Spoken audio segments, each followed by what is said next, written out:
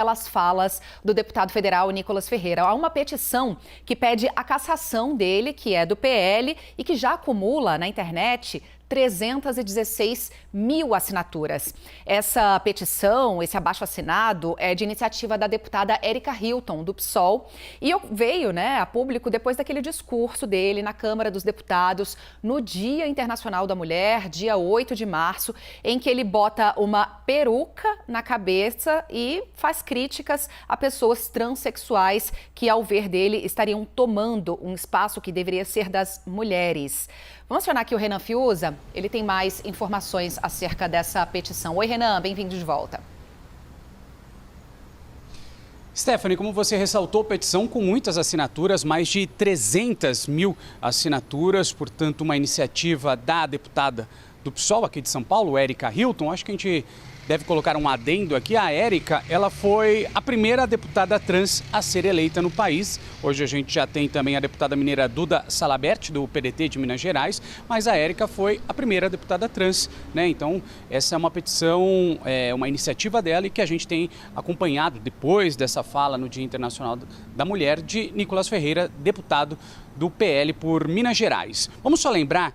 Acho que esse é um ponto também importante para a gente ampliar esse nosso leque aqui de informação, que desde 2019 o Supremo Tribunal Federal, o STF, decidiu pela criminalização da homofobia e também transfobia. Ou seja, o que isso significa? Que passaram a ser enquadradas pela lei como racismo. Então, esse é um ponto importante também. Então, só para a gente refrescar a memória de quem está aqui com a gente nesse domingo na CNN Brasil, a respeito do que foi essa fala de Nicolas Ferreira, ele usou a tribuna da Câmara dos Deputados no Dia Internacional da Mulher justamente para ofender parlamentares trans, O que ele fez? Ele vestiu uma peruca durante o discurso, eu até separei aqui um trecho da fala dele, abre aspas, que sim, ele disse o seguinte, que se sentia uma mulher transexual, fecha aspas, e por isso ele teria, segundo ele, lugar de fala. Mais uma vez frisando aqui, no Dia Internacional da Mulher, ele teve essa atitude. Obviamente, depois dessa fala do Nicolas Ferreira, a gente teve aí uma série de manifestações já acontecendo, por parte de alguns partidos, entre eles o PSOL, o PDT, o PSB, que pediram pela cassação do mandato dele, e obviamente agora essa petição com mais de 300 mil assinaturas. Um outro ponto para a gente trazer aqui na nossa conversa, que é extremamente importante, os reflexos da transfobia no país. Eu vou trazer alguns números para vocês terem uma ideia. O Brasil, no ano passado, em 2022, foi o país que mais assassinou pessoas trans. Eu não estou falando de um número, o Brasil no ano passado, não. Essa foi a triste marca já há 14 anos. Pelo menos a gente está falando de um país, do Brasil, sendo o país que mais mata pessoas trans, ou seja, a gente está nesse ranking, nessa estatística, em primeiro lugar nesse triste ranking há pelo menos 14 anos. Um levantamento da Associação Nacional de Travestis e Transsexuais, a ANTRA, diz o seguinte, que no ano passado 131 pessoas trans foram mortas no país. A gente está falando de pelo menos 20 mortes a mais, de pessoas, 20 pessoas cometeram suicídio por conta da descriminalização e também do preconceito que sofreram e que sofriam. Olha só esse número, que triste. E a maioria dessas vítimas, Stephanie, o pessoal que está com a gente no Live CNN, são pessoas jovens, de 18 a 29 anos. A maioria dessas vítimas ou que se suicidaram ou então que foram assassinadas tem no máximo 30 anos, de 18 a 29 anos.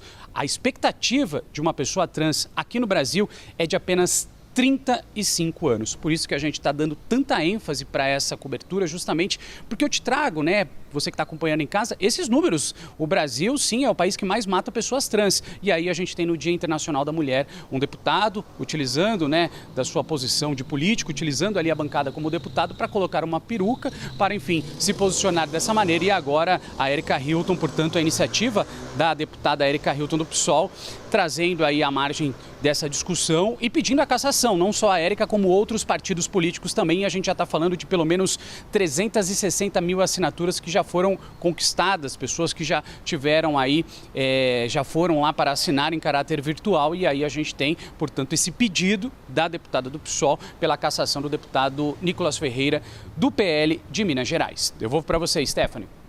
Obrigada, Renan Fiuza. E esse dado que você nos traz, ele é alarmante, hein, minha gente? Enquanto a expectativa de vida de um cidadão cis, um cidadão né, de qualquer gênero, passa dos 70 anos no Brasil, de um cidadão trans, de um brasileiro trans, não passa de 30, 35 anos. É a expectativa de vida dessa população que vem sendo caçada aqui no país. E aí, né, Gustavo Uribe, quando a gente fala de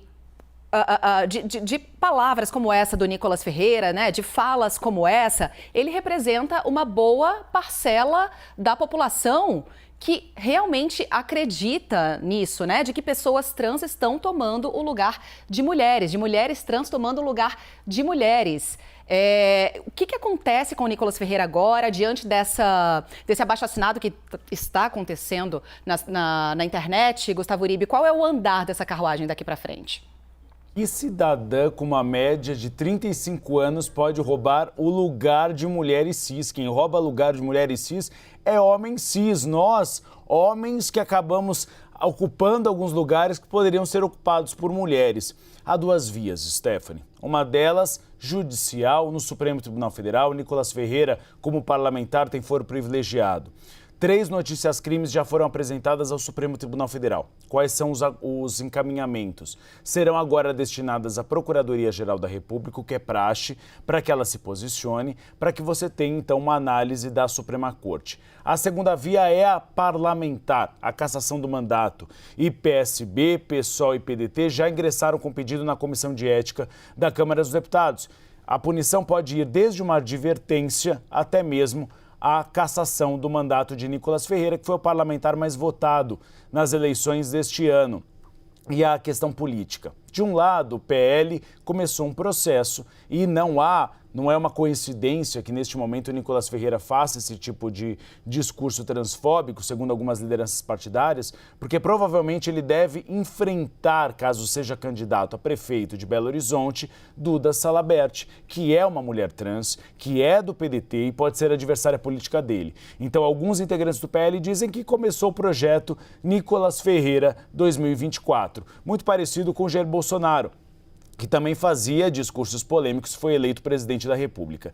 De outro lado, há alguns parlamentares que dizem que você tem uma certa consciência no Congresso Nacional de que dificilmente esse tipo de ação poderá ser tomada com uma cassação do mandato. Primeiro, você tem o corporativismo do Congresso Nacional. O Congresso Nacional não representa a sociedade brasileira, que tem como maioria mulheres negras. Você tem no Congresso Nacional uma maioria de homens brancos. Então sempre tem esse componente que é o corporativismo. Outro lado, Nicolas Ferreira está em seu primeiro mandato e Nicolas Ferreira teve um recorde de votação em relação aos demais parlamentares. Então há uma avaliação de que ficaria um pouco ruim neste momento caçá-lo. Mas a gente sempre lembra, não é porque Nicolas Ferreira é deputado federal e teve essa votação que ele tem salvo-conduto para cometer crime. E ele cometeu o crime de transfobia. O Supremo Tribunal Federal, desde 2019, considerou a transfobia um crime no país, assim como a homofobia. Então é uma questão muito sensível que a sociedade civil tem se mobilizado. O Renan Fiuza trouxe essa informação a respeito das assinaturas e agora o Congresso Nacional vai avaliar.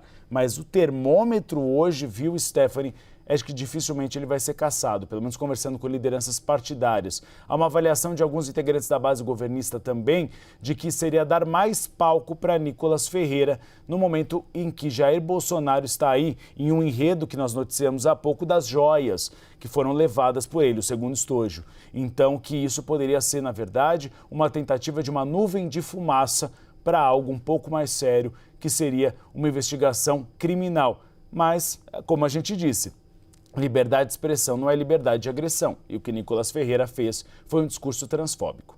Uribe, e é importante quando você fala, né, a maioria da população brasileira, né, mais de 50% da população brasileira é formada de mulheres, a maior parte negras. E além dessa fala transfóbica, né, do deputado federal Nicolas Ferreira, há também um outro trecho, esse que repercutiu até menos, mas que também, né, vai de encontro do interesse dessa população. Uma fala machista também que eu queria que você recuperasse aqui pra gente. E aí, Stephanie, esse é o ponto que tem preocupado o PL. Foi por isso que Nicolas Ferreira desceu do plenário e foi conversar com Guilherme Boulos para tentar se explicar. Porque, infelizmente, a população brasileira é transfóbica. E a gente vê pelos números que o Renan Fiuza trouxe. Uma média de 35 anos de vida é um absurdo. Agora, ele fez uma fala dizendo que as mulheres devem ser mais femininas, recuperar a feminilidade e, ao mesmo tempo, as mulheres devem se dedicar ao casamento e aos filhos. Um discurso do século XIV, um discurso completamente ultrapassado. Mas a maioria da população brasileira, e você lembrou, Stephanie, é formada por mulheres. E a maioria da população também de Belo Horizonte, onde Nicolas Ferreira eventualmente pode ser candidato. É aí que está o problema, porque aí sim você pode ter um efeito nas urnas em relação a ele. Foi um discurso também machista e isso está preocupando bastante o PL. No momento em que a mulher está aqui brigando, né, por seu espaço no mercado de trabalho, brigando por representatividade, inclusive no poder, né? Se ele defende que o lugar de mulher é em casa, cuidando dos filhos, sendo feminina, o lugar de homem seria o quê? Por aí, caçando mamute? Não, e lugar de mulher é onde ela quer estar. E as mulheres deveriam estar mais no Congresso Nacional justamente porque o Congresso Nacional é um espelho da sociedade. E o que a gente tem visto é que o Congresso Nacional hoje não representa a sociedade brasileira.